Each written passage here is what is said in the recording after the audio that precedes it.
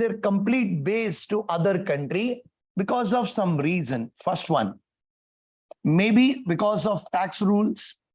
I'll come back. Why the tax rules? Second, legal rules. Maybe because of some legal rules, they'll shift over there.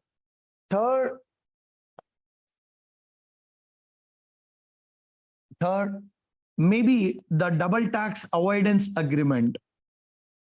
Maybe the double tax avoidance agreement. There's an agreement between, I'll explain what is double tax avoidance agreement. Come back, sir. So why an Indian company will shift, okay, their complete base, ownership, data, IPR, everything to a foreign company? First thing is tax. Take an example, an Indian company has to pay a tax call on their profit. They have to pay corporate tax. Maybe in India, the corporate tax will be 25 to 40%. Maybe.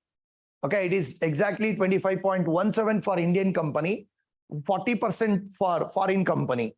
So as they have to pay corporate tax of what? 25 to 40%. But in some countries, mainly the countries like what? Tax haven countries, mainly tax haven countries. So in that country, as the tax rate are lesser, maybe corporate tax is lesser, maybe 5% or 10%.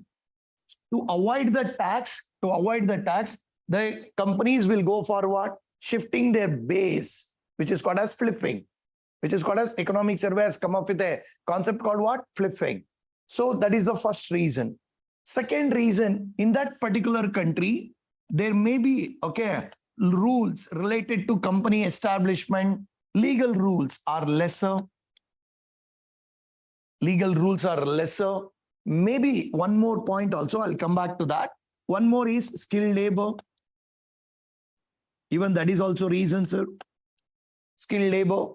But what is this double tax avoidance agreement? See, double tax avoidance agreement.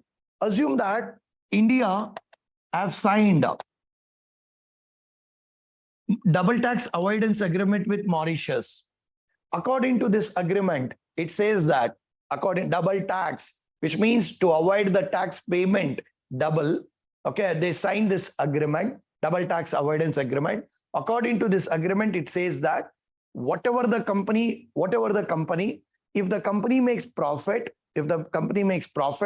in other country, they have to pay the tax only in the registered country, which means if the company A, if they're registered in India and if they're doing the business in B, they need not to pay the tax in B, okay, or Mauritius, they have to pay the tax in India, sir. Take an example. If Mauritius, if the company registered in Mauritius, if they're doing the business in India, if they make the profit in India, they need not to pay the tax in India. They have to pay the tax in which country, sir? Mauritius.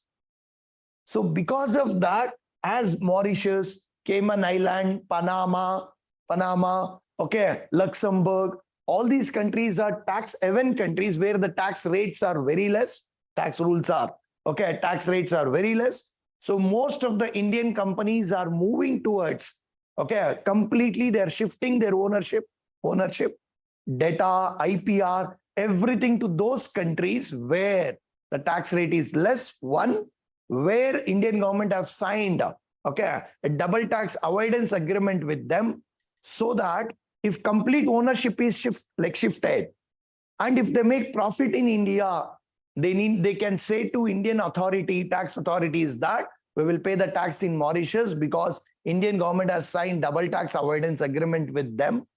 We'll pay the tax over there. So which means Indian government is also losing the tax revenue.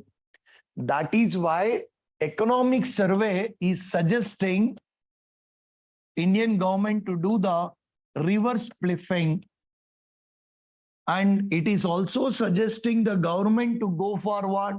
Amending the rules related to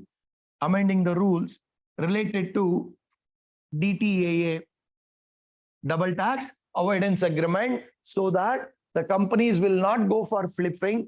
Rather than that, any company which is having a business in India, if they have a headquarters, if they claim that they have a headquarters in tax haven countries, let them shift their base to India, which is called as reverse spliffing and pliffing, which is in news according to Economic Survey of 2022-2023, which will be I can say that important topic for what? UPSC prelims. Thank you so much.